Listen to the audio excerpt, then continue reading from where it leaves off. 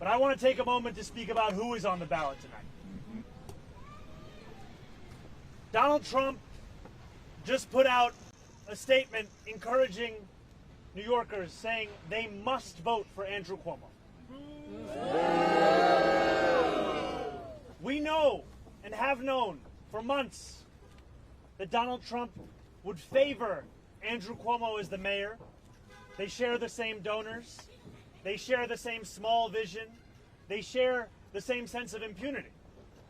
And yet in these final days, what was rumored, what was feared, has become naked and unabashed. The MAGA movement's embrace of Andrew Cuomo is reflective of Donald Trump's understanding that this would be the best mayor for him.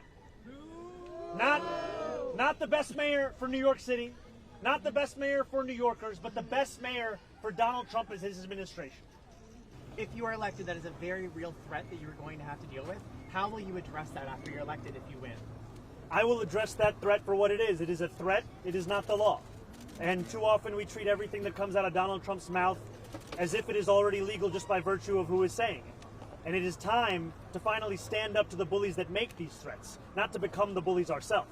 And we've seen time and time again that the best way to respond to Donald Trump and to defeat these kinds of threats is to actually stand up and fight back. You've seen leaders across this country who have shown their unwillingness to compromise on their own morals and their own values as the way in which they fight back. And too often what we found in New York City is instead a willingness to capitulate and coordinate. And all of this with the most collaborative mayor you could find for Donald Trump in New York City. Donald Trump ran a presidential campaign with the promise of cheaper groceries. Donald Trump ran a presidential campaign committing to lowering the cost of living. What our success will show is that it is not enough to diagnose the despair in working class Americans' lives.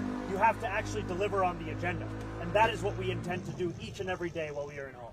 You know, I will always speak to every New Yorker who calls the city home. And while I'm looking to speak to Donald Trump's voters, Andrew Cuomo is looking to speak to Donald Trump's donors. That's the difference here. These are New Yorkers who voted for the president in the hopes of having a lower cost of living and who instead found that their despair was exploited as a means by which to deliver the political prosecution of Donald Trump's enemies and the enacting of the single largest deportation force in American history.